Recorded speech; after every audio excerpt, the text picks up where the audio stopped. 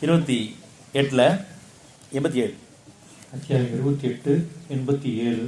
இன்னும் அல்லாவின் அத்தாட்சிகள் உமக்கு அருளப்பட்டதன் பின் எதுவும் உம்மை அவற்றை விட்டு நிச்சயமாக திருப்பி விடாதிருக்கட்டும். மேலும் நீர் உம்முடைய இறைவன்பால் அழைத்தே வருவீராக.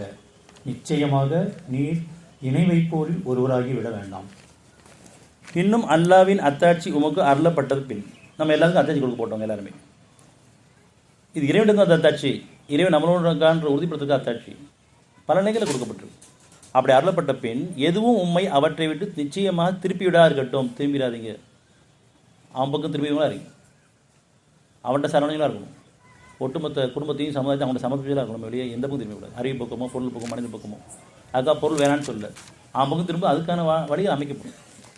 பொருளுக்கு அது ஞானம் கொடுக்கப்படும். அது நியாயமான முறையில் ஈட்டக்கூடிய அந்த ஞானம் கொடுக்கப்படும்.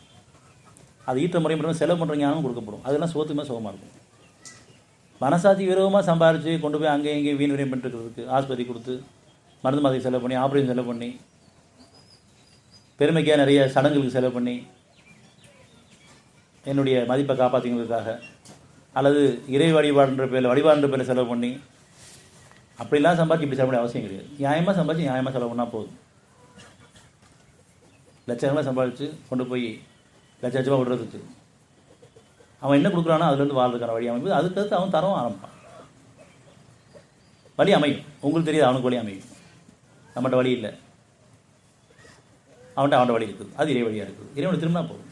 பொறுமையை கேளுங்க, நம்பிக்கை கேளுங்க. பொறுமையில் ஞானங்கள் சொந்தமாகவும் நீங்கள் செய்யக்கூடிய ஞானம் இருக்கும், அல்லது உங்களை சுற்றி நிகழ்வுகள் அத்தாட்சி அமையும். அப்படி நிறைய அத்தாட்சி நடந்திருக்கு.